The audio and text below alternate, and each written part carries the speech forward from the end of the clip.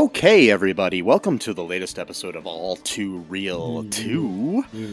My name is Michael E. Cullen II, and with me, as always, is... Sesame, Credence, and Carta. I like that. Yeah, it's a pretty good name. Yeah. I think it rolls off the tongue pretty well. It rolls Yeah. pretty well, you know? Huh. I think if I ever have a child, I'm not going to name him that, but that's a good name. It's a good name to not name someone. Yes! Like if there was ever a name to not name someone that was still a good name, it would be that. Yes. Like it's not even in the running, but it's like it's still a good name to. It's like Engelbert Humperdinck, you know? Exactly. Does someone really name him that, or was that a stage name? I'm pretty sure that was a stage name. Good, because why would anyone do that? Yeah. But like, it's kind of like Corky Pigeon. He decided to choose that as his stage name. So, oh, that wasn't his real name. Good, no, good. No. Good. He was in that band, right? Big in Japan, punk band. Well, not punk, like a punk band kind of. Well, no, there was like a comedy. Oh, he was in a band comedy. called Big in Japan. Okay. But he also did like comedy, music, like right, like. I don't know. I think it was mainly just like punk. Whatever. But yeah, he's my ex's uncle. So And what show was he in? Silver Spoons? Yes. Or was it? Yes. Yeah. Okay. I just always liked his name, Corky Pigeon. Yeah, no, it's a good name. But anyway, speaking of, things with weird names, Fantastic Beasts: The Secrets of Dumbledore. Yay! Yeah. Is the wonderful film that we are covering this week. It's definitely a movie that you can see. That's true statement. There are people in it. Mm-hmm. There are moving pictures. Mm-hmm. Like 24 of them per second. Yeah. Mm-hmm. I'm correct so far, right? I think so. Oh, is that why? Because sometimes I make my videos, I always assume that more frames per second was better. Is that not necessarily the case? Or... Oh, it just depends. Okay. Yeah. So I was wondering sometimes my videos actually look better with less frames per second than I do with. Well, if you want it to look more like film, you're going to go 24. Gotcha. Okay. So yeah, there is definitely people here in the movie. I mean, there are actors. There's actors who play these characters. There was a director named David Yates, which he directed some of the Harry Potter films. Yes, and he's directed the other two Fantastic Beast films. And for some reason, he's downgraded himself to doing these. Yes, and because probably get paid a lot of money to do it. So why not? And there was a screenplay. Yes. Written by, or at very least co-written by. Yes. The J.K. I thought you were going to say Steve Kloves, because he co-wrote it with J.K. Rowling. Oh, he co-wrote it, so it's his screenplay. No, he gets second billing. But he gets second billing. Got it. Okay. Yes, and so she wrote. Okay. And Steve is known for writing most of the Harry Potter films. I think all of them, actually. Like the actual script? Or he wrote the screenplays for all of them. Okay. He also wrote Wonder Boys, which is a really good movie. The Fabulous Baker Boys, which is a good movie. He likes movies with boys. And, wait, that came out wrong. Wait, like, the titles. Yes. He also, wrote, The Amazing Spider-Man. Oh, okay. The Andrew Garfield film. Yes. All right. Which is now available on Netflix if you'd like to watch it. I just noticed. Yeah, I saw that. I was like, wait a minute. Yeah. That's weird. Yes. So yeah, he wrote those. So he's a decent writer. Mm-hmm. J.K. Rowling is a decent writer. only so much you can do with what you got given, though. Yeah. So, Yeah, it's based on a screenplay written by J.K. Rowling. So she wrote a screenplay, but then she co-wrote a screenplay that was based on the screenplay she wrote. wait, okay. This is getting very confusing. Okay. Mm-hmm. Not only that, this whole movie series is confusing because, so, for those who are not like a Potter super fan like I am, despite my hatred for the author for various reasons, is that there was a book that was part of the curriculum of the students of Hogwarts called Fantastic Beasts and Where to Find Them by Newt Scamander. Yes. And then J.K. Rowling actually wrote that book as the writer, Newt Scamander, as like for like a charity thing, I think. So okay. like, but then you could actually then read one of the school books that the students in the fictional Harry Potter universe read themselves, basically. So that's what. So it was written as a textbook, basically. Yeah. So you got to read what like Harry and everyone else had to read, basically. So it's kind of like a sort of interactive, like immersive. It's kind of a. It's before she became a terrible person or revealed herself as a terrible person, whichever way you look at it. It's kind of a unique, or maybe not unique, but it's kind of nice immersive way to sort of introduce new like books or whatever, because you're literally like part of like the school now. You're reading their textbooks, and she did the same thing for Quidditch Through the Ages, which is what Hermione gave Harry either as a birthday gift or a Christmas present. Okay. So she wrote that one too. So it's like you get to read like books that are actually mentioned in the Harry Potter books, which is probably pretty cool.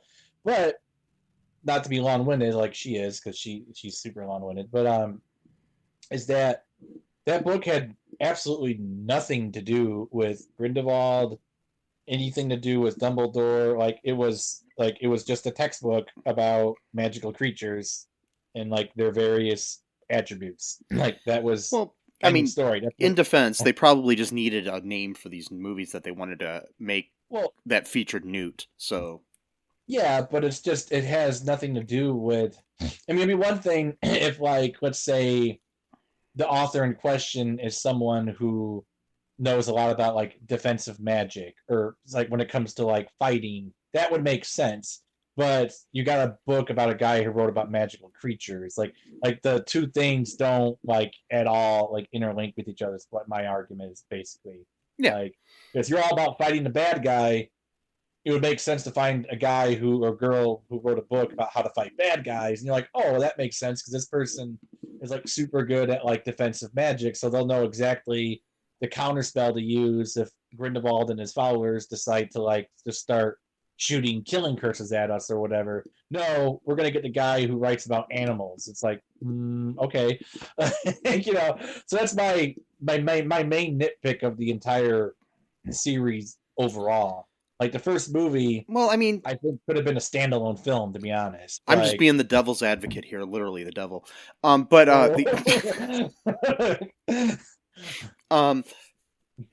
there might be more facets to Newt than just knowing about creatures, Yeah. I mean, he is a good magician. He is a good wizard. Yeah. So I know that. So what I'm saying is it's like the person that wrote my math textbook might also be a good race car driver, but they don't talk about it in the math textbook. Yeah. You know what I mean? Yeah, that's true. Yeah. Arguing on behalf of the devil. No. I'm just saying that that's how I, dealt with it in my own mind, so. Yeah. Them using the title just to kind of grab your attention. Like, oh, wait. Yeah. I sort of remember Fantastic Beasts and, Yeah, I mean, they just wanted to do something that was already kind of known within the Potter world. Yeah, so. Yeah. So anyways, folks. Yeah, go ahead. Anyways, folks, we're covering this movie called The Secrets of Dumbledore, which is the third installment in the Fantastic Beasts series. Okay, and this film stars just going to go through this before we get too deep into the woods. Okay. In the woods, yeah. Yeah. Because you don't want to get lost in the woods because you might find some fantastic beasts there that'll kill you. Yeah, maybe. Yeah. We've got Eddie Redmayne as Newt Scamander, our main protagonist. We got Jude Law as the young Albus Dumbledore. Ezra Miller as Credence Barebone, a.k.a. Aurelius Dumbledore. We got Dan Fogler, as Jacob Kowalski. Yes. He's my favorite. He's my favorite actor in this whole series. Oh, totally. I love the Kowalski, if I can call him that. And if you have not started watching yet, people, get yourself a free trial of Paramount Plus or something, if you don't already have it, and start watching The Offer, in which he plays Francis Ford Coppola. Oh, cool. It's all about the making of The Godfather, and the series is outstanding. And he's really good in it too. So nice. He's one of the main characters. It's more about the producer of the movie, but it's just a really good recommendation and worth your time, unlike this movie. And he's also in The Walking Dead, or he was. I don't know if he's gotten killed off at this point or not. Oh, is he? Yeah, he plays one of the dudes in. I don't watch that show, so I don't know. So yeah, he's been in. I think he's been. Oh yeah, his character's name is Luke on The Walking Dead. He's in 7 or 8. I'm not sure when he showed up exactly. Or maybe it was 9.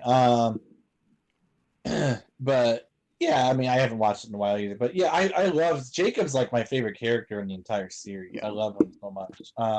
He's also in the really good movie Fanboys. Speaking of movies with boys in the title. Yeah, there's another one. Yeah. Yeah, that's one with Patton Oswalt, right? I think he's in it too. Yeah, he is. But it's got like what's her face from The Good Place? Kristen, not Kristen. Kristen, yeah, Kristen. Why am I blanking on her name? I love this one. Excuse me. What? Shoot.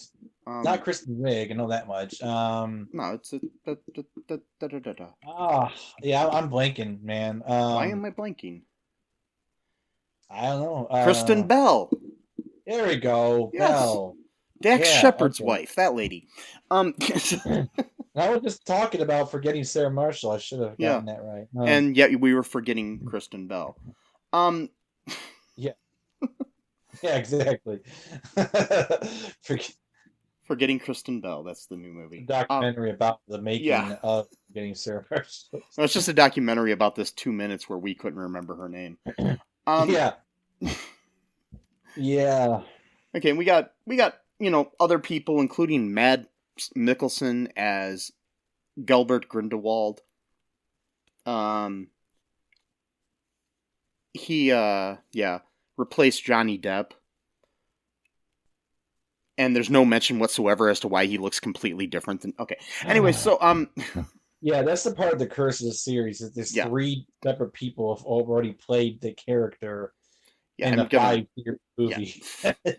Yeah, you got Alison Sudol as Queenie Goldstein in this. Yep, Queenie.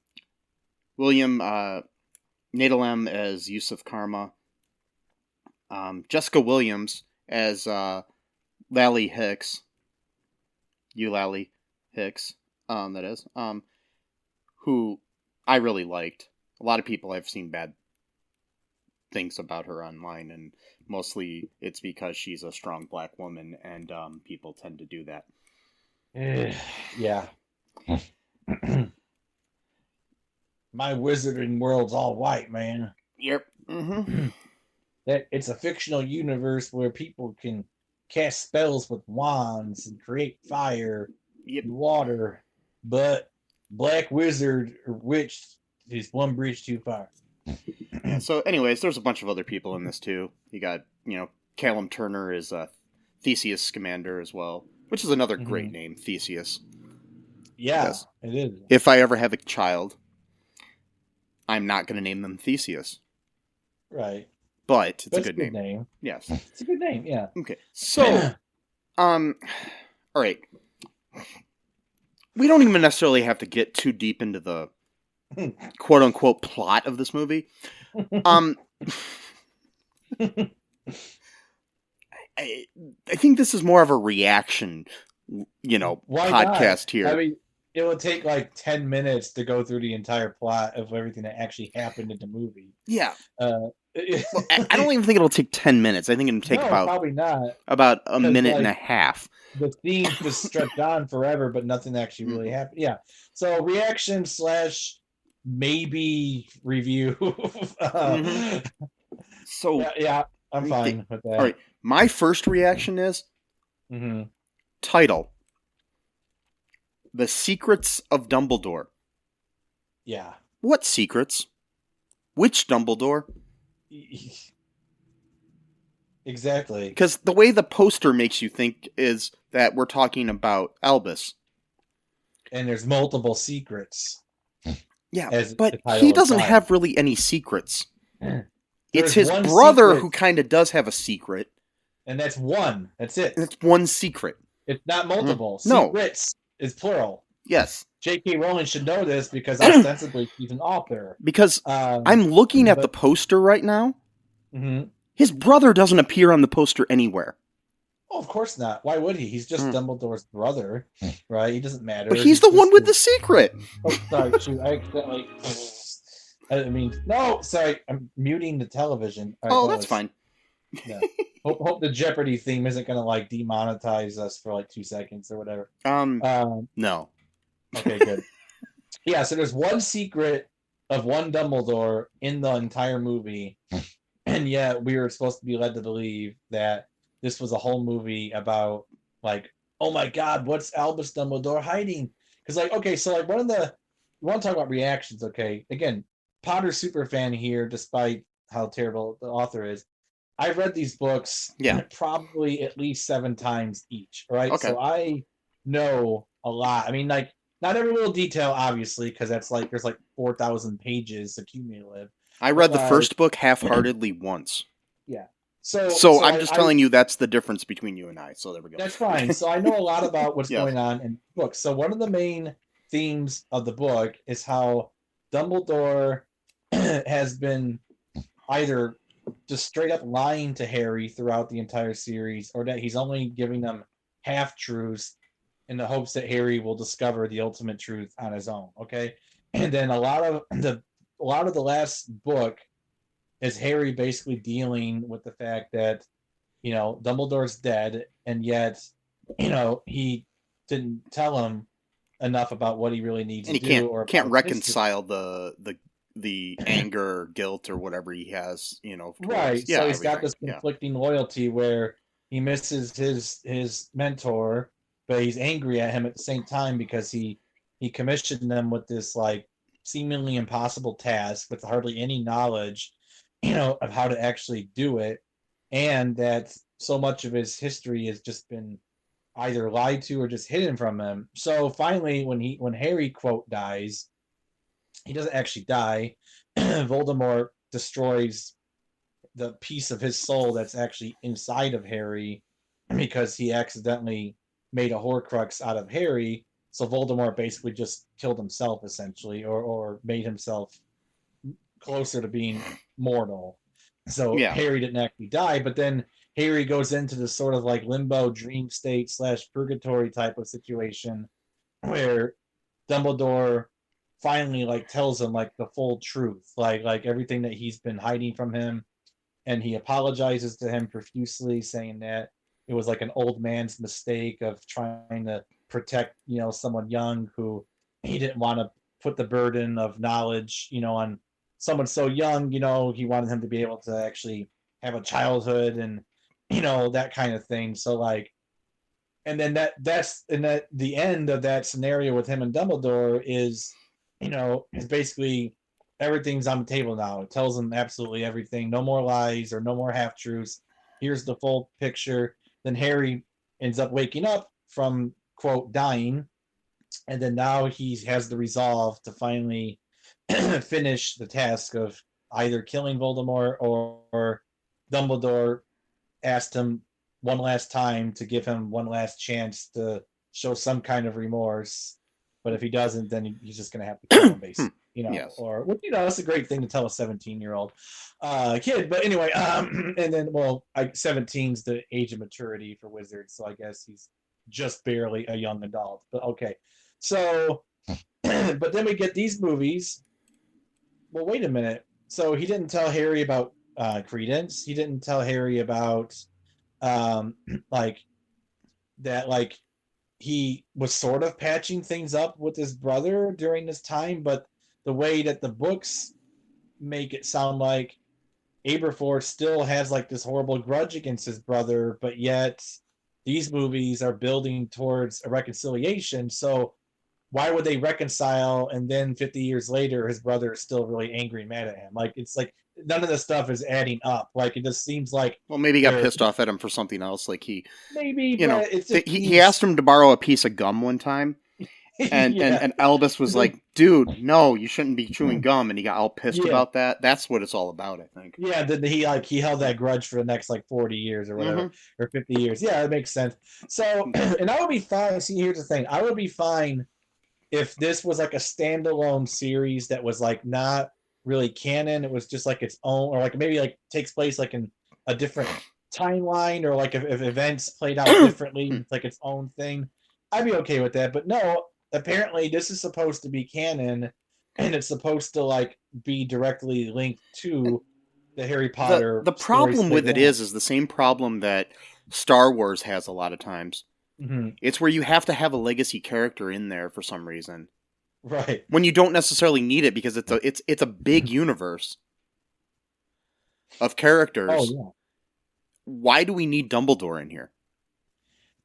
Exactly. Nothing against Jude Law, because I like his performance as Dumbledore in both movies. Great. But it's like, why do we need him here?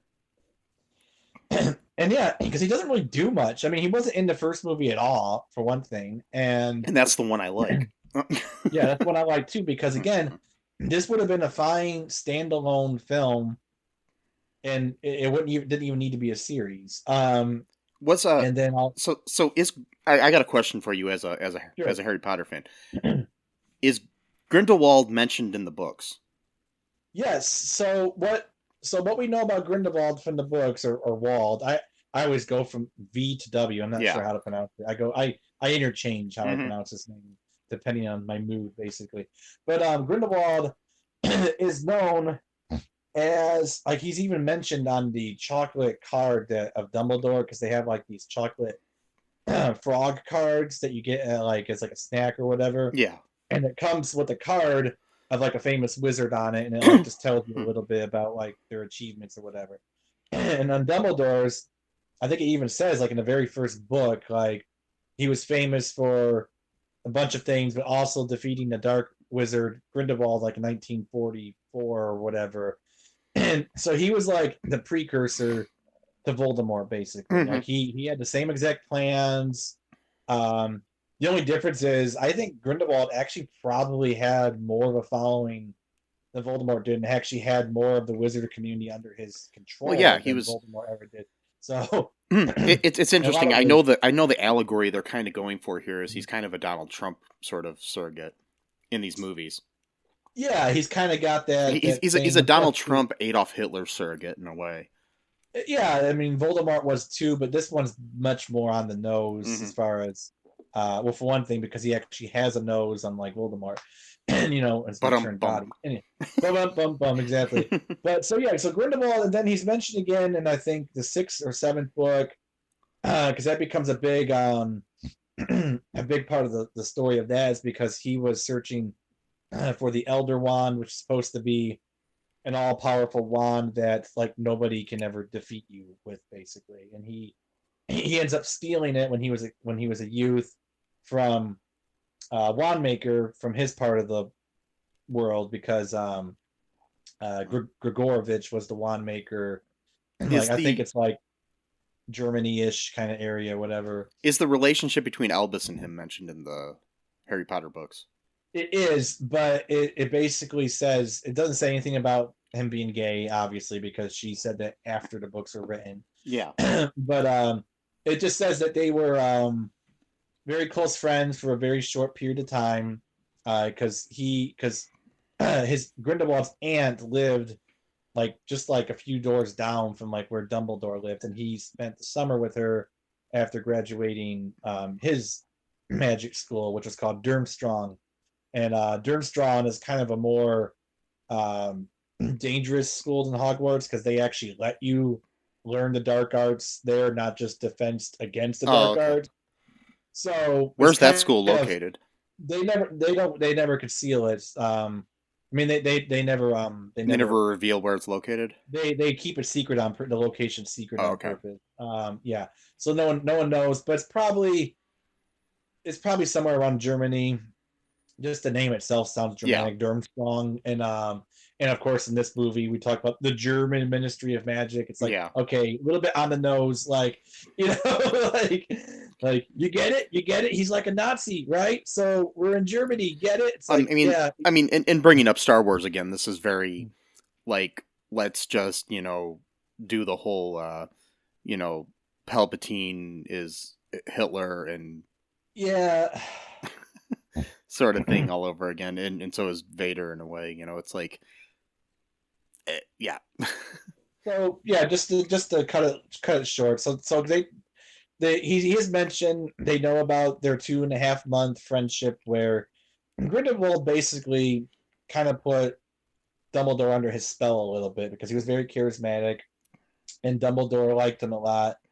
So Dumbledore basically was like trying to like convince himself that he agreed with his friend, and he would like write these letters back and forth, you know, like during like the nights of summer, like for their big plan that they were gonna basically take over the world for wizards. And but like Dumbledore was like uncomfortable with some things, so he would always like write things back like, but we got to be careful that we don't actually, you know, hurt the Muggles because that's not our plan. So it's like he was like conflicted between wanting to like impress his friend and agree with them, but at the same time he had his own conscience where he's like, yeah, we're not just gonna go kill Muggles, like, you know, like, or enslave them or whatever. So it was like he was like, and I will give J.K. Rowling credit for that, because like, at least from my perspective, I can tell just from how he was writing these letters to Grindelwald that like he was like trying to convince himself more so than trying to convince Grindelwald about like his ideas. Like it was like he was trying to fit that new worldview into his own way of seeing things, because he was like he like basically was like in love with this dude. Like, I mean, I would say it's a crush personally, because their relationship consisted of all but 2.5 months in one summer. Wouldn't really necessarily call that like a huge thing, summer, but whatever. Loving had me a blast. Oh wait, sorry. Yeah, but you know, that was it. I mean, they knew each other for anyway. So that's getting too far into the weeds of it, but whatever. So it's a known character in the book. We know what he did. We know what he tried to do. Dumbledore eventually defeats him during like a famous duel, and he imprisons Grindelwald in like this fortress, basically like a concentration camp where he himself had created to put his own political opponents in. So Dumbledore just pretty much just locked him up in there in like a tiny little cell, basically. I don't know how he gets food. I don't know how, that's never explained, but like we see in the movies, he's like, and almost seems kind of cruel, almost even for like Dumbledore doesn't seem the kind of guy that would, I mean, like, he seems like he's a pretty forgiving dude, but apparently he was that pissed at Grindelwald that he's like, I'm just gonna lock you away in like a tiny cell for the rest of your life, like, you know. Yeah. So that's like the backstory of So we can get back into this shitty movie, but okay. So I mean, the basic plot we got here is that there are these in China in 1932. We got these two creatures called Killins, which are like a chimera sort of creature that has hooves and everything, that is like small like deer-like creature almost. That They're chillins, man. Yeah, they're called chillins. Chillins. I said killing. I'm sorry, chillins. They do kill one of them. So, yeah. So what ends up happening is there's twins here. There's only supposed to be one that they knew that was being born, and so Newt's trying to catch one of them. So they, for the good people. And then you got the little baddies that are working with Grindelwald trying to catch it too, and then they end up catching one of them. Newt doesn't know that a second one is being born. Blah blah blah. They catch the one, they kill it, and then create some kind of spell to make it look like it's alive. Later on, yeah, it's I don't know, but anyways, it's hard because nothing happens in this movie, but it's hard to remember. so they got the Newt saved the other twin, and basically in this world, the Chillins basically help choose the leader, which was never ever explained in any of the Harry Potter books at all about how that works. But so it bows in front of the one that's the most pure, or the pure of heart one, or whatever. So there's all these people running for the Ministry of Magic, to be the head of it or whatever. Well, no, it's the leader of all wizards in the world. Yeah. Isn't that called the Ministry, or is it just the... Well, no, the Ministry of Magic is specifically to do with the British community. Well, there's German ministries and everything. I thought it was maybe the overall ministry. It's called the International Confederation of Wizards. Or whatever. Okay, there we go. All right. But basically, you're the supreme leader of the entire wizarding community, all throughout the world, basically. Okay. Which, so they have a worldwide kingdom. That's weird. Okay, and you have an animal that decides who's the leader. So okay, yeah. Well, it makes about as much sense as how we elect people sometimes. Exactly. Sometimes I almost wish that you would just have a cat decide who's going to be the leader of America or something, or a chillin or whatever. Yeah, just see. I want it to be a cat or a dog, a little dog. That's fine. It could be a dog or a cat. Yeah, a small little cute dog. No. So my whole thing about this, though, sorry to interrupt you, but I'm go ahead. Getting so fucked up about this. So so the whole point, we know, again, this was also described in, I think, the 7th Harry Potter book, is that Grindelwald was a seer, which is a very rare ability for most wizards to have. There's, only a few of them. Professor Trelawney, who worked at Hogwarts, she's the one that had the weird glasses and stuff like that. And she was sort of seen as a fake seer, but yet almost all of her prophecies came true, so she was actually a real seer, but she was just so weird that no one took her seriously, basically. But and then so he's one too, and so it's a very rare ability. So he can already see into the future, and we see this in the Crimes of Grindelwald, which again, there's a sort of theme to these titles where the quote crimes and the quote secrets are finally revealed at the very end of the movie, but yet the title makes it sound like the whole movie's going to be about that thing. But whatever, that's no matter.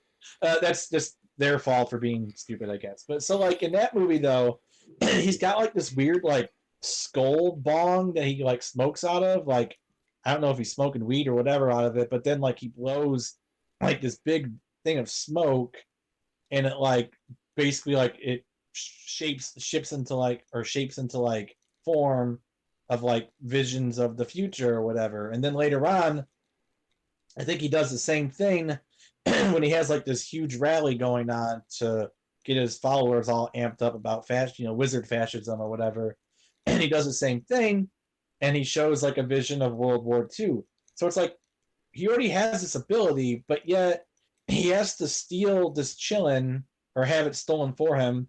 And then he kills it, slits its throat, and then he can see through the blood of like some of the stuff that like Dumbledore and stuff people are up to. So it's like, well, wait, what happened to your skull bong? You not have that anymore? Do you sell it on eBay to buy like ketamine or something like that? Like, what's going on with that? So it's like, why do we suddenly need like a new creature to be introduced? Well, in fact, I've been doing some buying on eBay lately, Matt. And did you buy the skull bong? Is that what happened? Yes. Oh well, that's why. Yeah.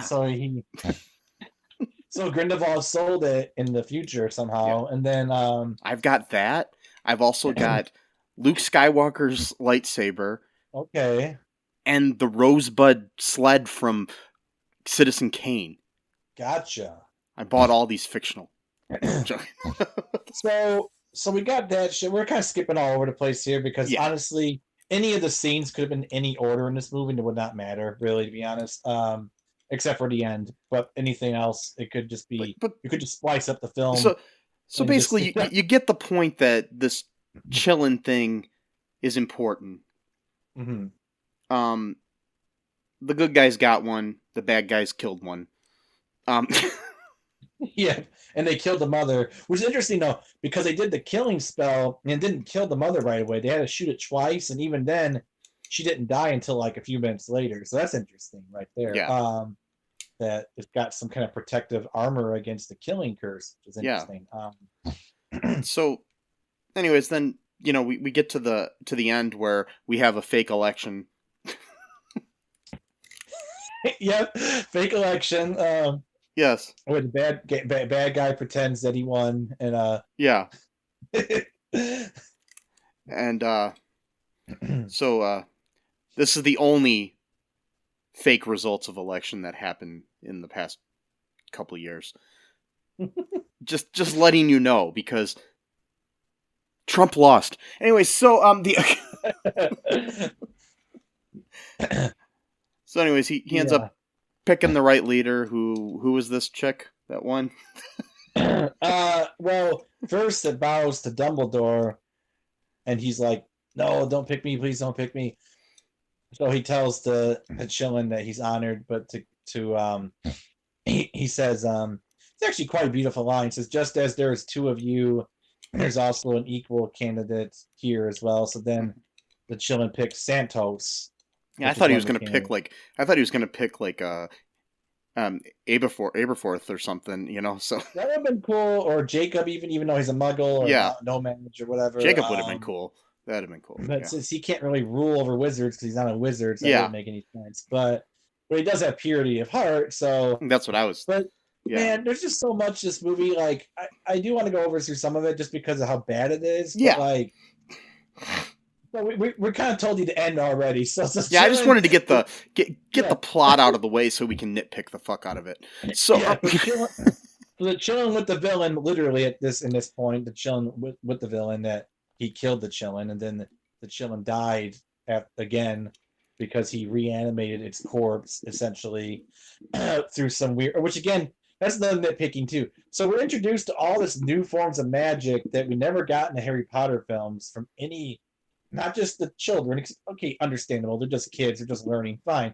But none of the adults were practicing any of these forms of magic. I mean, so maybe it's just magic that only certain people can do, or it's outlawed or something. Yeah, maybe something happened over time where it's not in vogue anymore, or because there's spells.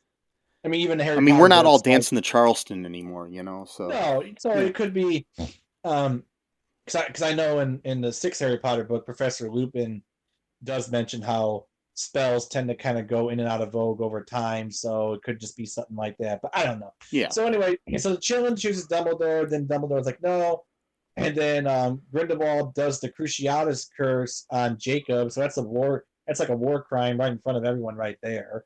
And then Santos waits like a whole 5 minutes before lifting the curse from him for some reason, but yet she's the worthy candidate to rule all the wizards. Yep. Just let the Muggle ride. She jumps right on those things. She is going to make a good leader, because most leaders, take their time before they decide that they're going to intervene in, some kind of world problem or something, such as the Ukraine. Okay. Anyway, sorry. Or anything else. So I guess Santos is a good leader in that regard, where she's like, oh, here's this person being tortured. I'm just gonna watch for like 2 straight minutes before I lift the curse. Okay, I guess he's had enough. I mean, what the hell, dude? But so that's the ending, and then of course Grindelwald is just able to escape, like just like there's no security, there's no way of just like capturing this guy. Like he just leaves. You have like all of these fucking magicians there, or I mean magic people, like all these wizards and witches and whatnot. And he just leaves. He puts this protective bubble around himself, and then they shoot past the bubble and it starts breaking, and then he says, I was never your enemy, nor am I now. And then he looks at Dumbledore as he says that. So it's like, so okay, so what's like so Grindelwald like actually believes the shit he's saying, or is he just still manipulating him? I don't know. But like, oh yeah, so we forgot too. So like the whole last movie, everything's about MacGuffin in these movies, which is fine. A lot of movies have a MacGuffin, but like these ones are really stupid. So the second movie, Crimes of Grindelwald, which there's only one crime in the entire movie, and it happens within the last 20 minutes of the movie, just like in this movie. See what my feeling on that is, we didn't see some scenes where he like shoplifted. Yeah, well, that could have been possible too. Yeah. Well, actually, there were crimes because they killed a kid in that movie. They took over someone's house and they killed all the family members, and then there was a baby in one of the rooms, and then he doesn't have it. He has one of his followers kill the baby because I guess that was even too much for him, so he had to delegate that to some crazy French witch. That's pretty hot, but whatever. Anyway, and so. He escapes after the bubble bursts, literally and figuratively, and apparates to wherever he lives in now. And then like, yay, Santos is the leader. And then Jacob gets married to Queenie. And at the very end of the movie, Dumbledore for some reason doesn't join the wedding for I don't know why, for reasons I guess. And then he just stands outside. Yeah. Doesn't come to the wedding for I have no idea why you wouldn't do that, but whatever. And Tina, I think he's protesting straight weddings because he's gay, and he's hoping that eventually gay marriage will be legal in the United States. So he's trying that was his act of protest. I don't know. Yeah, and then, I'm joking. I don't know. I'm just no, that's not it. And then Queenie, who's also like such a cutie pie. I love her so much. She's just so sweet and kind, which makes absolutely no sense of why she joined Grindelwald in the first place, but that's another nitpick right there. Anyway, so, and then Tina... It totally betrayed her character in the first movie, but anyway. It doesn't make any sense at all. Yeah, nothing. There's no way that made any sense. They didn't even try to attempt it. All they did was they dyed her hair a little bit whiter. That was it. Oh, she's a darker version of herself now because her hair is a little bit whatever. Anyway, and so Tina shows up and she... is like kind of like now like a big shot in the American Ministry of Magic, which is why they explained why she wasn't in it. So that's the other thing. So Tina is not in the movie at all until literally like the last 4 minutes of the movie. So she's supposed to be one of the main characters of the series. She's not in it. Nagini, not at all. Not even mentioned in the film. She's just gone. Who is she? So Nagini was the woman that could turn into a snake or has the curse where she'll eventually become a snake forever. Oh, yeah. And then she becomes Voldemort's snake later on. So that Nagini plays a huge part in the Harry Potter story. Yeah, so they just threw her in that second movie or whatever. And then she's gone. Yeah. And then like there's not even a mention as to what happened to her. Did the curse finally get her? Like nothing, right? And then so I don't know if the actress just quit because for one thing, she got hardly any. I think she had like a total of like 10 lines in the entire movie anyway. Last movie it came. Yeah, but an actor quitting or getting let go isn't going to stop them from keeping the character in the movie. No, it isn't because we got Grindelwald.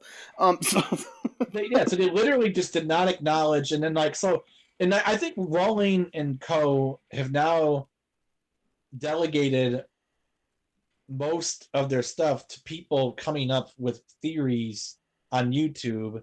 And I think they just decide whether or not some of these theories are good for the movies. And I think personally, they're jealous of some of these theories because they're actually better than what's actually in the movie. And I think they just don't use them out of spite, basically, because they're like, oh, that actually was a great idea. Why didn't I think of that? All right.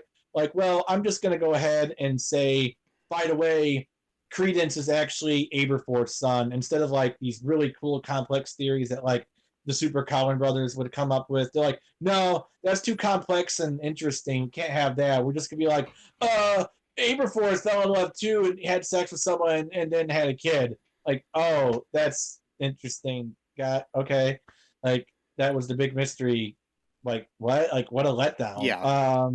I mean, it was. And then Credence is dying in the film because he's what they call an obscurium, which is someone who has suppressed their magic for most of their lives, and that actually gives you like a wizard or witch like a sickness, basically, because it's like it's pent up. So he's dying from. So he's like constipated, basically.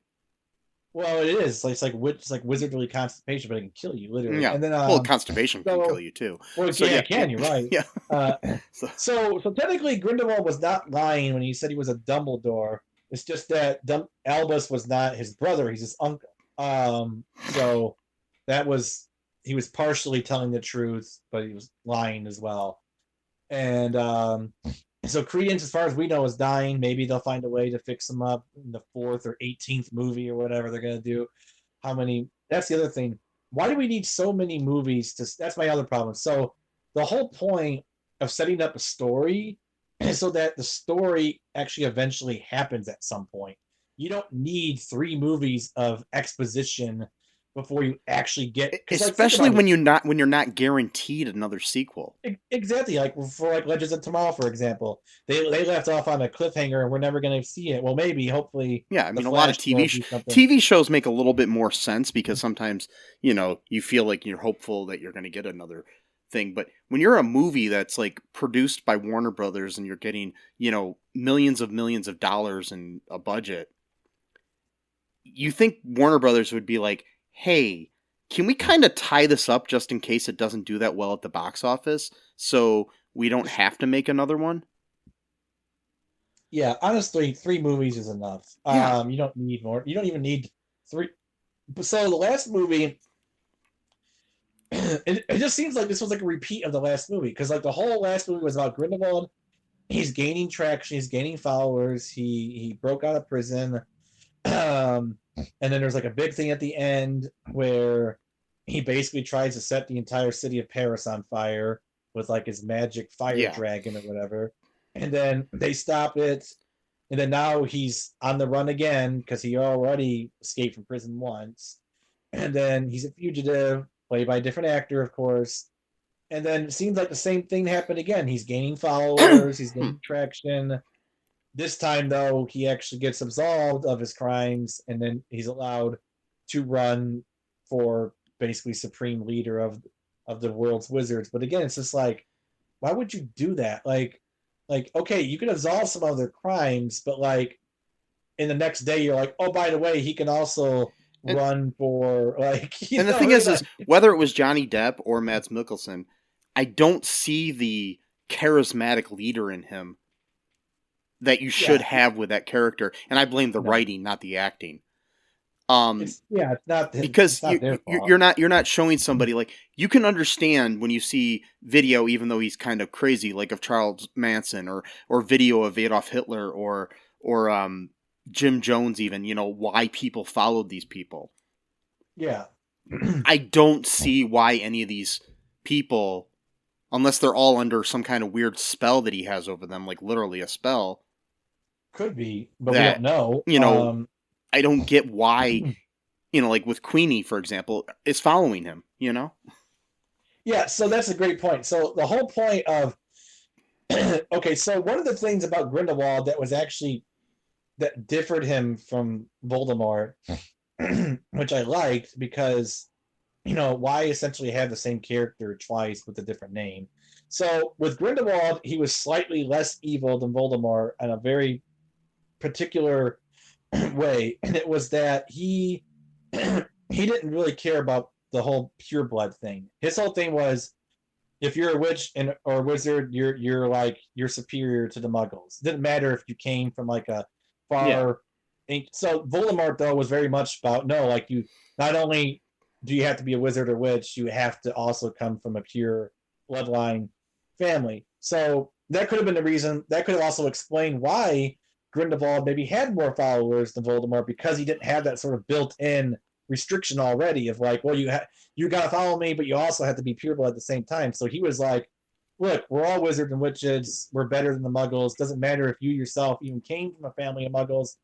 You're special because you've got that wizard gene within you, basically. But then in this movie, they turn him into Voldemort, where he's all about like, oh, Jacob and Queenie are going to get married and pollute our kind. It's like, well, wait a minute. Like, why are you making him into Voldemort when he at least had one thing that was different about him?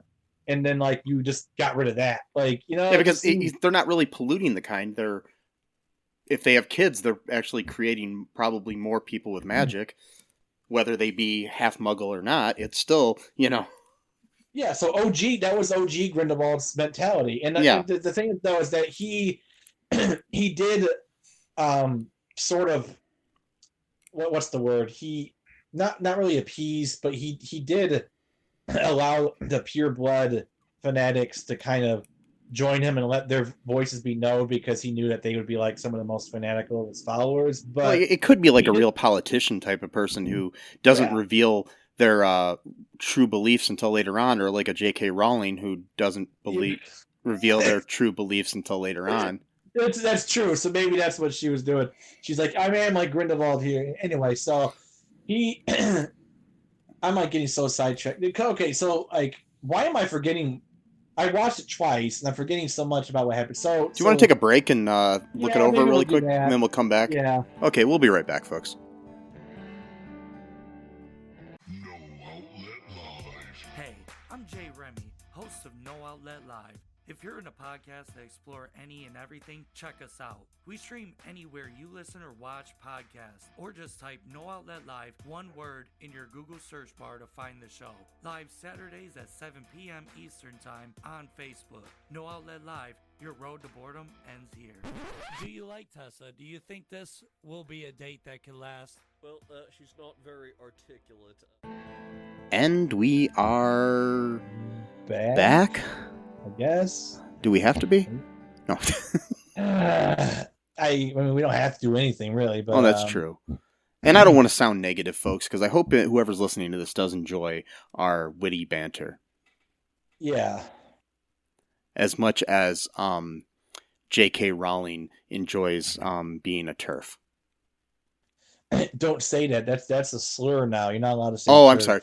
As much as she enjoys being a bigoted bitch. Whoa, don't say that either, because now you're using gendered language. Okay. As much as she enjoys being herself. Yeah, she's allowed to use gendered language, but you're not allowed to use gendered language. Shit, I forgot, man. Those are the rules. Sorry. No, I had a friend who gave me quite an earful. Well, not an earful. I guess you would call it a chatful. If that's even a word.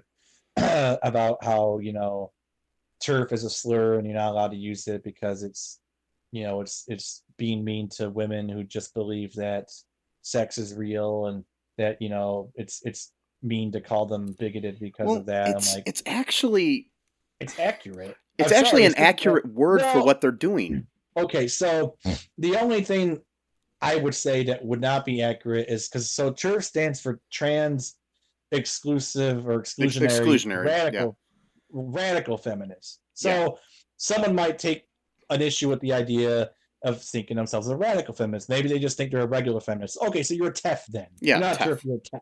So that's I could see that one point of contention as being fine. Okay, you could take that point.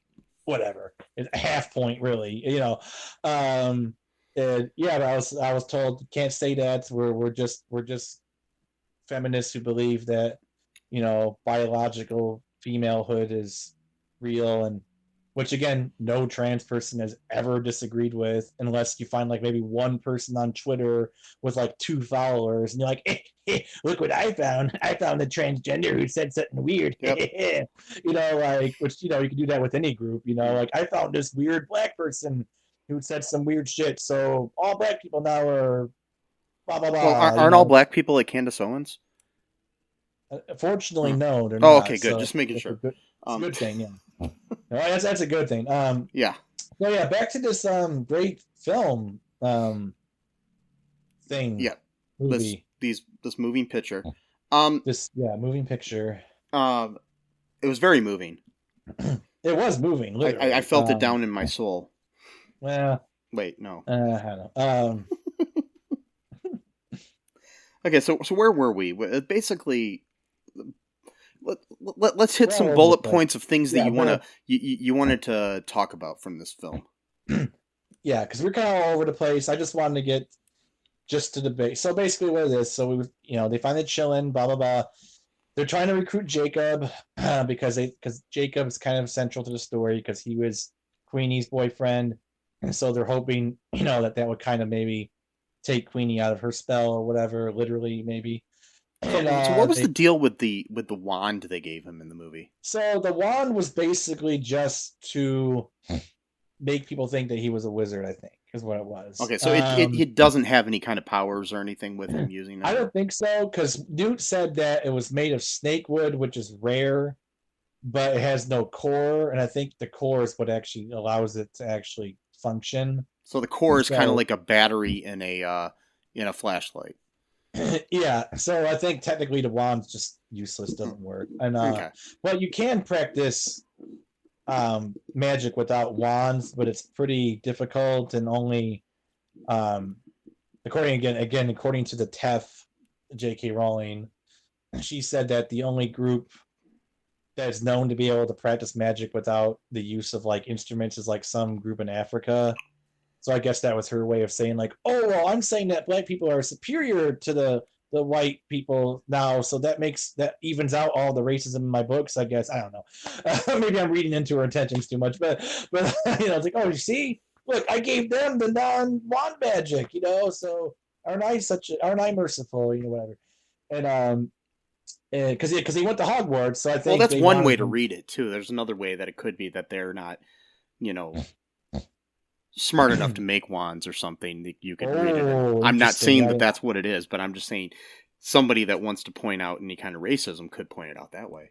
That's a very good point. Yeah. It could go either way, but it could also go the other way too, of that practicing wandless magic is exceedingly difficult and almost nobody can do it. So yeah, you find one group of people who can do it and they happen to be in Africa. So that could be a way of saying, hey, look, these people are like actually way more advanced than any other people, but yet we've only heard of them finally now and never throughout any of the books. Anyway, sorry, getting into stuff again. So they recruit Jacob, Lally, or what's the name, Lally?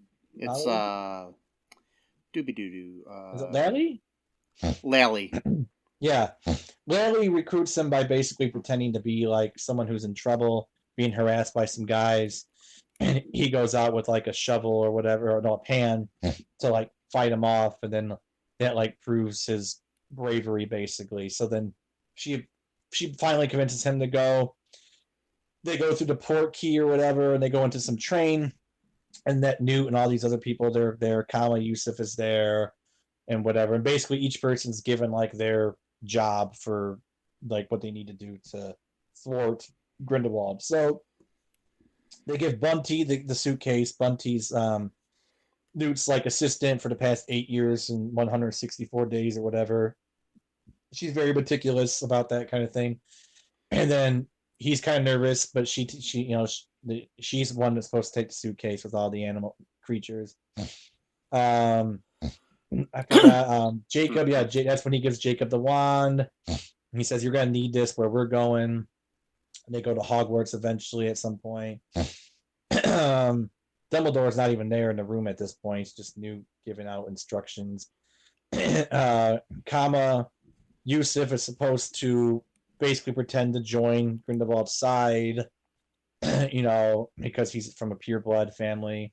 Another interesting thing about the racism in Harry Potter. So the racism in Harry Potter isn't really about skin color. It's about whether or not you're a pureblood wizard. So he's black, but since he's pureblood, he's one of them, which is interesting, but whatever. And Theseus, I forgot what his mission was. Doesn't really matter. They all go to separate ways with their own separate missions. they go to the German Ministry of Magic. Of course, it's got to be in Germany because Hitler, Nazi, fascism, blah blah blah. You know, it's got to be Germany. And are you still there? Yeah, I'm here. Oh, good. Because I thought your thing. I didn't see your video. Oh no, I'm good. I'm still here. I was hoping the thing didn't just cancel on me. Whatever. So so they go to Newt. His mission is that he's supposed to give a message to the current leader, I guess, of the wizarding world, named Vogel, I think, whatever. And his message is, do what is right, not what is easy. And that's from Dumbledore himself.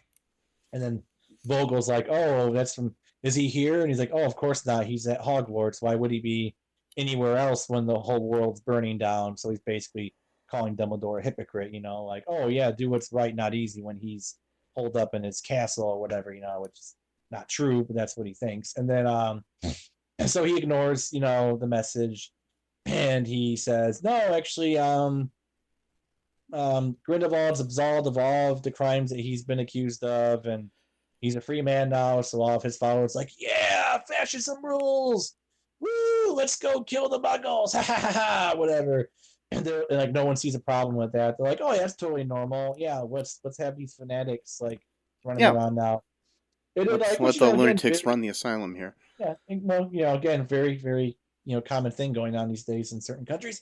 Anyway, so and then so like we're like, oh, that's bad enough, right? Well, let's make it worse. So now Grindelwald's allowed to be a candidate, which we mentioned already earlier. So it's like, wait a minute, come on, you just absolved him of his accused crimes like a day ago. Now you're letting him run to be essentially the king of the entire wizarding world. Like, you know, like maybe like, okay, here's a weird example. Okay, so like, let's say someone was accused of like just being violent towards someone, like whether it's through kids or a spouse or whatever, and you know the person's known to be an angry person. Yeah, got an angry disposition. So let's say there's not sufficient evidence to try them or whatever, or sentence them or whatever. Would you still want that person alone with someone else that you know? Like, even if they technically can't do anything with them, would you take that chance? You know? No, but you would allow them to become president for 4 years. Oh yeah, well, true. Yeah, very true. Yeah. So anyway, so then so he's allowed to run. So then they go to like this tea ceremony where all the candidates are present, and Grindelwald tries to assassinate Santos because I guess he views her as like his top competitor, which turned out to be true because the Chillin eventually chose her after Dumbledore, and so Lily thwarts that attempt because like she had some weird thing in her drink that was like swirling around. I guess it was like burning liquid, so it probably would have killed her if she drank it. So Lally just took the liquid and just threw it against the wall, and you saw all this searing, like burning sensation. So then Grindelwald is taunting Jacob because he keeps sending Queenie to walk back and forth, and then she won't acknowledge him. So then Jacob's getting more and more frustrated by that. And he knows the reason why. It's because of Grindelwald.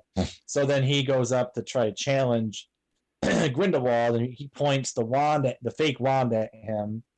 And then like this guy with like the coolest mutton chops ever goes, "Assassin!" And then Jacob looks around because he thinks he's thinking of someone else, but then they all think it's him. Yeah. And then Lally does magic to make it look like Jacob performed magic with the wand because it's like some weird weather storm going on above the the ceiling or whatever. And then like that's basically just meant to distract everyone. Then she turns her book into a port key again to transport them to Hogwarts. And everyone's basically supposed to go back to Hogwarts after they finish their job or whatever. So Theseus, he got in trouble because he was following the person who was responsible for killing Lita, his fiance, Lita Lestrange. And then someone stuns him, and they throw him in some weird prison that's like basically where all the people get killed by this weird monster creature, but only when your lamp flickers out for some reason. Like, I'm not sure exactly how that signifies anything. And, but like, and that whole like, deviation in the script was pointless. It was. There was no point to any of that. It wasn't. It was the dumbest thing ever. There was no reason for Theseus to even be off the canvas for that long. Oh. And for Newt to have to go get him or anything. It was just like a whole subplot that did not further the main plot, if you want to call it that, at all. This movie. It was stupid. I literally got so bored. I was reading Facebook during that whole thing. Yeah, it was supposed to be like this funny, upbeat thing, like, oh, Newt's doing his little dance with the creatures again, like in the first movie. It's like, yeah, guess what? That's what made the first movie fun, because that was what the movie was about. He was searching for creatures, and then he lost his suitcase, and he had to go collect them again. That's what made it fun. But they're like, oh, yeah, remember when that was fun in 2016? All right, we're going to do that again, but it's going to have no point at all.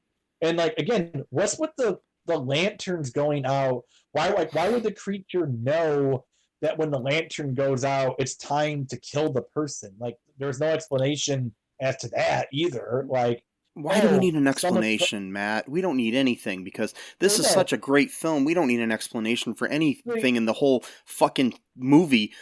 I'm sorry.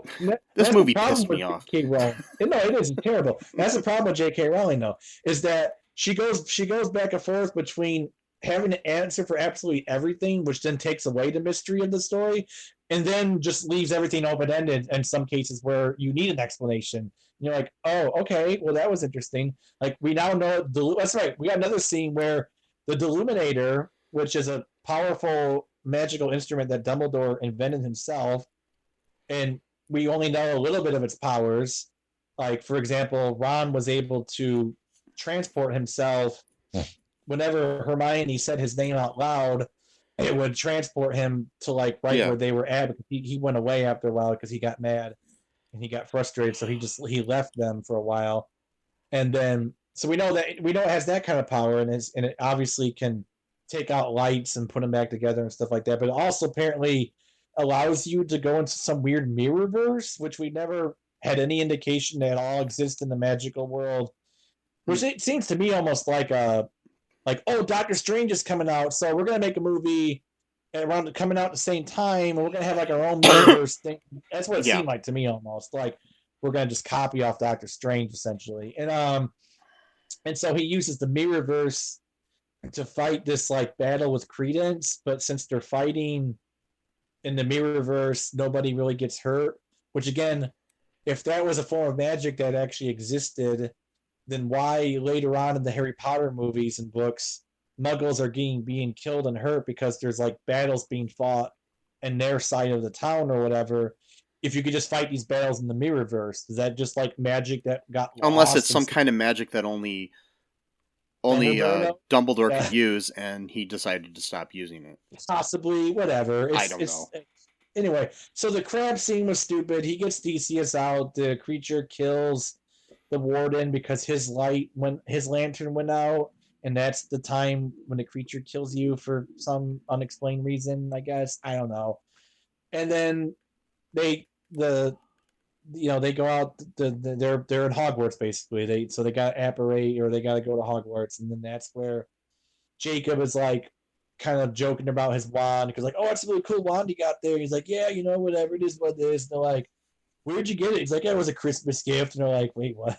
Like, you don't get your wands for Christmas. Like that's when I got mine. Oh wait, no. And then of course the Slytherins, because Slytherins always got to be bad no matter what, according to Ron. I wouldn't be surprised at this point if J.K. Rowling just retcons all Slytherins as being trans just because of how much she hates both of them, So it's like, I wouldn't be surprised if she writes an article on Pottermore. It's like, guess what? Voldemort is a trans woman now. Deal with it or whatever. Wow. Like, okay, whatever.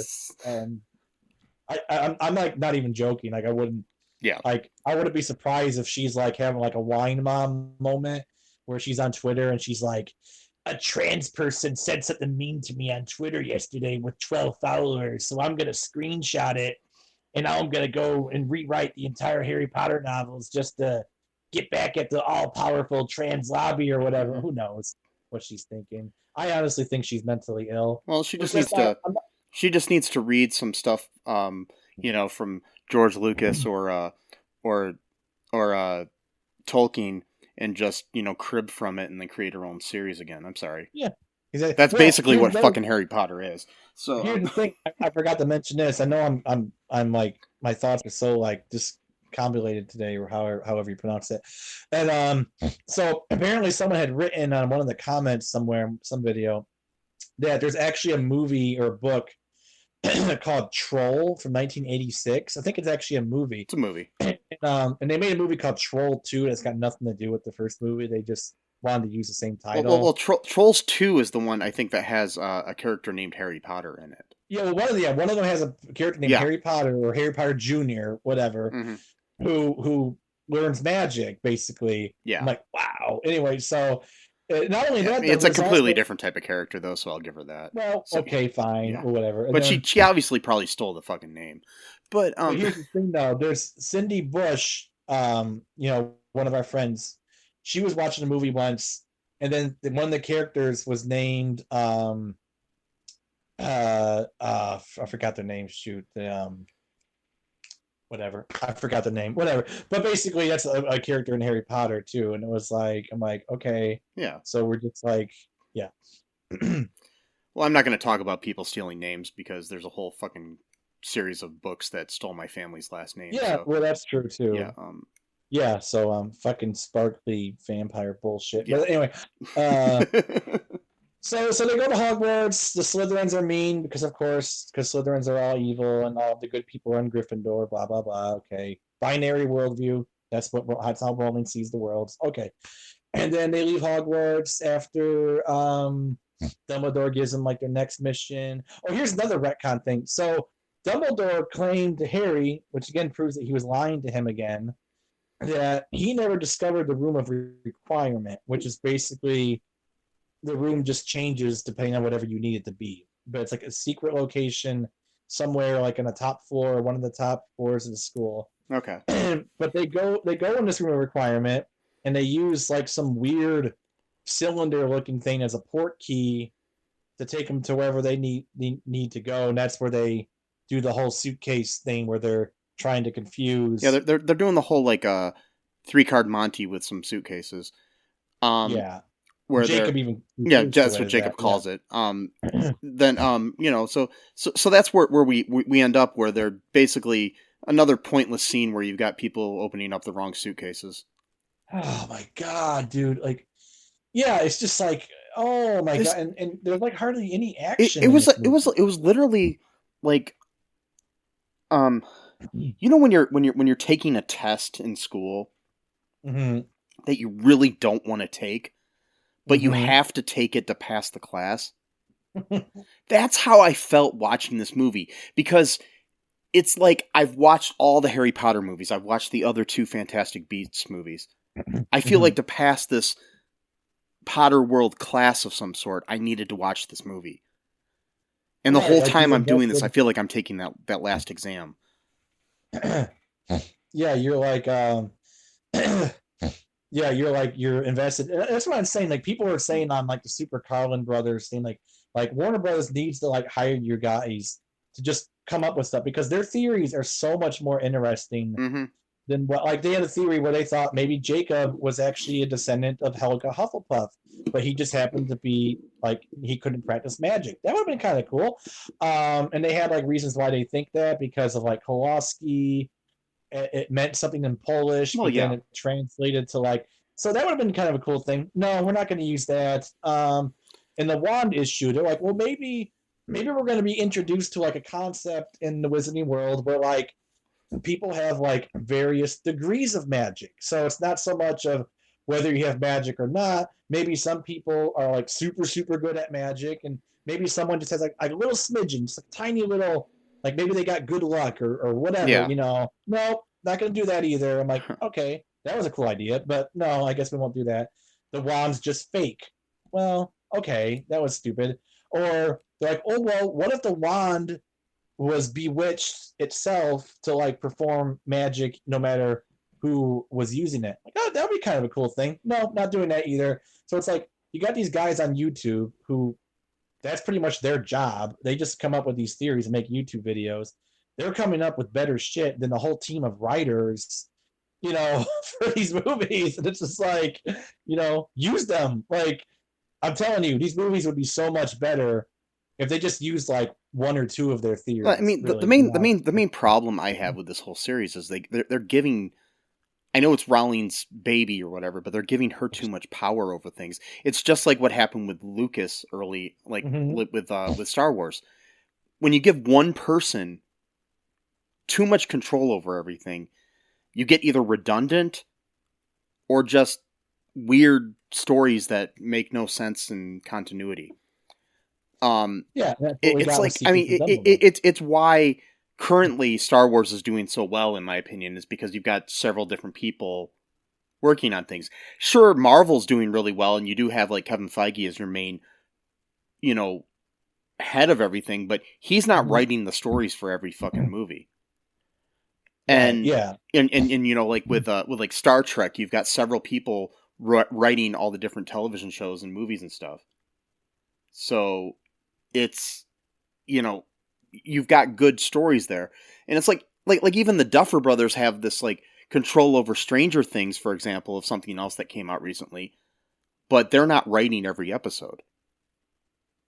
And so you've got like other voices in the room, whereas it feels like it's just Rowling kind of pulling the strings here and nobody's telling her no. Well, that's what happens when you're richer than God. Yeah.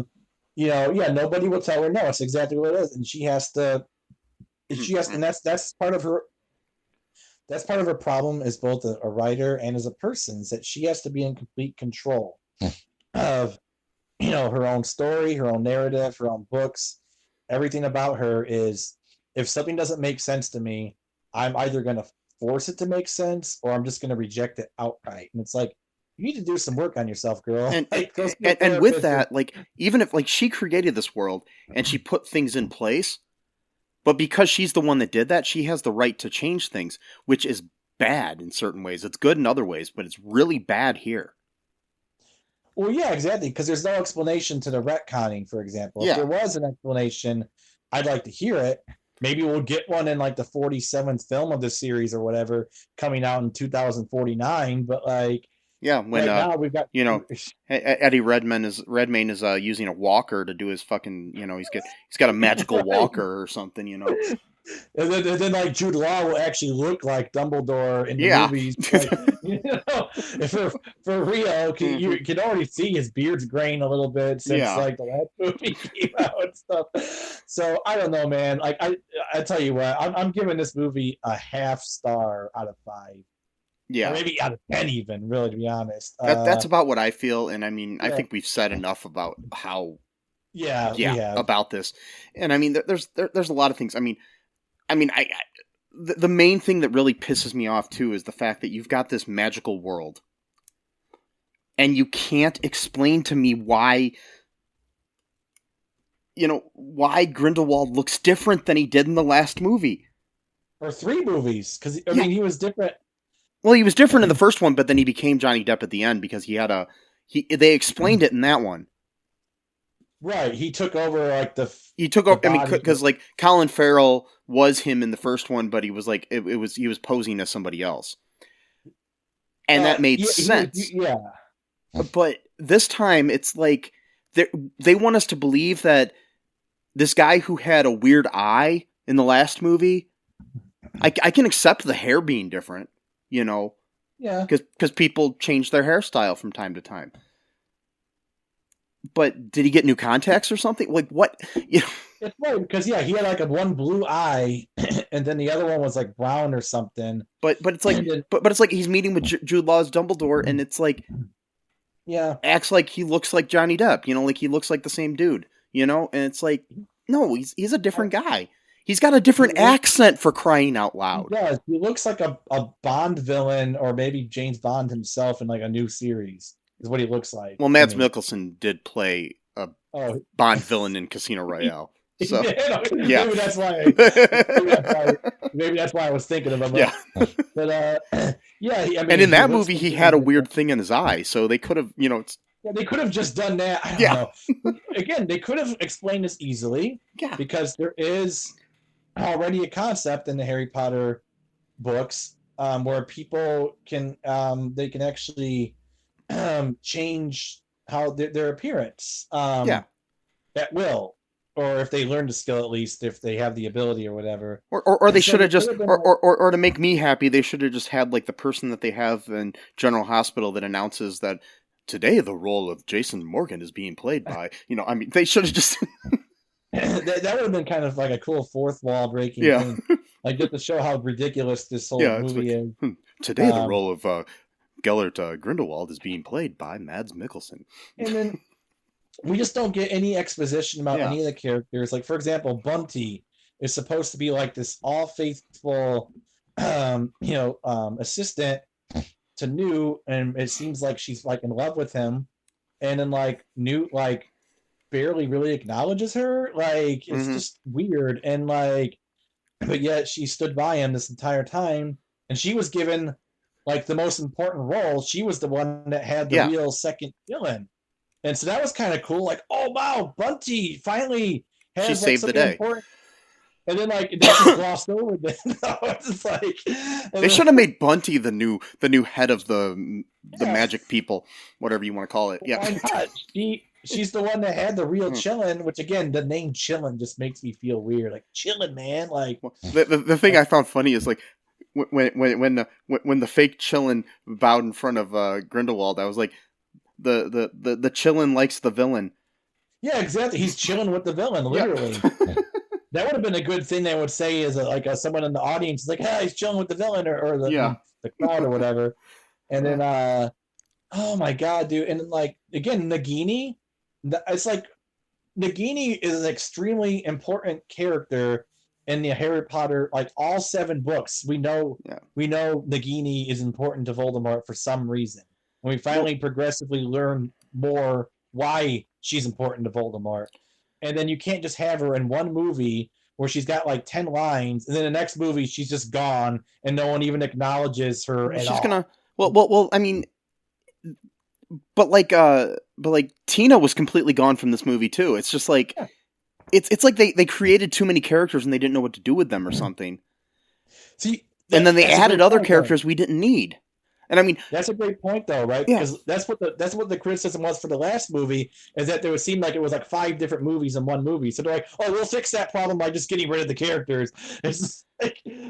But they added more characters. No offense. I mean, I thought Jessica Williams was great, but they added like Lally and other characters that they didn't necessarily need in this.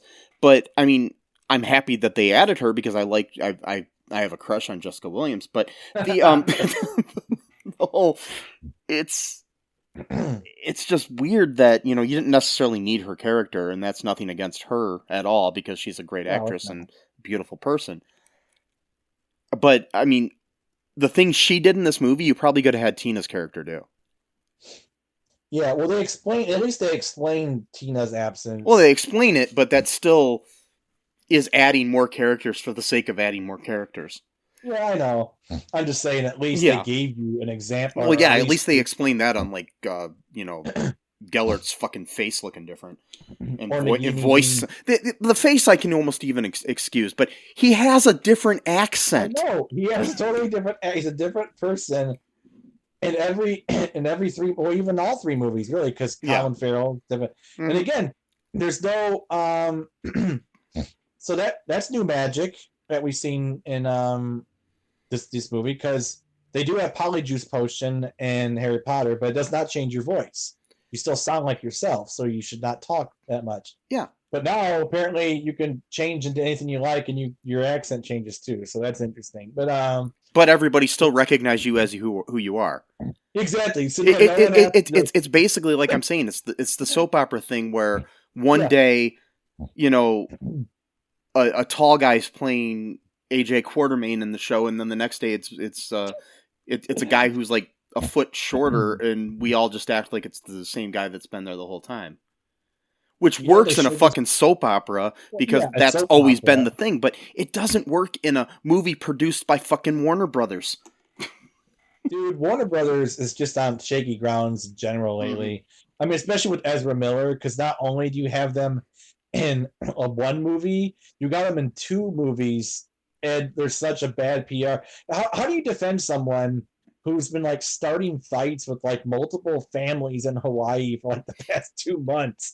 Like, and they're like, oh well, we can't recast now. Like, and I mean, I understand they can't really do anything about their appearance in The Flash because they've already shot all the scenes. Okay. So it's like, that movie's basically in the can, and it's not like you can just replace Ezra with somebody else. So, yeah. But damn, it's just Warner Brothers is having a hard time lately, which I don't really care that much, because they kind of stood by J.K. Rowling without really giving very, very timid responses like, oh, we believe and everyone should be themselves. Like, we're not going to have her as part of the reunion on HBO Max. Yeah, so that's our way of... I don't know why I just went into a Lorne Michaels voice, but... yeah, whatever, it's fine. So, yeah. I don't know, man. Overall, I mean, I love Jacob Kowalski. They should have just made a movie about him. That would have been fine. I would love to see a TV series about Kowalski. It would be great. Yeah, man. Just like his baking adventures. Like him and Queenie. Just a show about him and Queenie. In Queens. It would be King of Queens, literally. Yeah, there we go. They live in Queens. Yeah. That's the new King of Queens, by the way. It's Jacob and Queenie. Yeah. I mean, yeah, it is what it is. It's appropriate we're covering this during Pride Month. But yeah, I didn't think about that actually. Yeah. That's a very good point. Yeah. Especially since she actually shared an article on Twitter a couple of days ago of like some bisexual or gay guy, I forgot which, basically saying that like the existence of trans people makes like homosexuality impossible. So like being trans is inherently homophobic, I guess, or something like that, or innately homophobic. Oh, nice. So that's a great way to start off Pride, right? Yeah. That's who she is, though. We know she's a terrible person, and if you disagree, then you're either just completely ignorant of reality, or you just happen to agree with her hatred. Yep. Either of those two. That's it. Well, I guess that's about all we got to say about this. Yeah. Anyways, hope you enjoyed this episode, folks. Check out all2real2.com. Working on a new YouTube channel for us. It's not up yet, but it will be soon, where you can hear our episodes there if you'd prefer on YouTube, and maybe some other cool things in the future. We might start some video series or something to be fun. Do some cool shit. Yeah. But anyways, follow us everywhere you follow us. Go to our TeePublic, go to our Patreon. Be good to each other. Mm-hmm. Support a local, LGBTQ business if you can. Or donate to some charity that's going to help, prevent assholes from bringing down any person in that community, right. And don't be fooled by the whole, rainbow everything in the world, because, you can buy a Pride shirt at Walmart, but that doesn't mean Walmart doesn't support Mitch McConnell. Right. Yeah. Or get fucking Gayo mayonnaise. That may have been photoshopped, though. I'm not sure if that's real or not. But just don't, be careful what you support and what you don't. And, if you're a straight person, don't eat at Chick-fil-A for this month. So there you go. That's a good way to Popeyes. It's just as good. It might even be better, even. Yeah. But look into them too. See what they donate to. I don't know.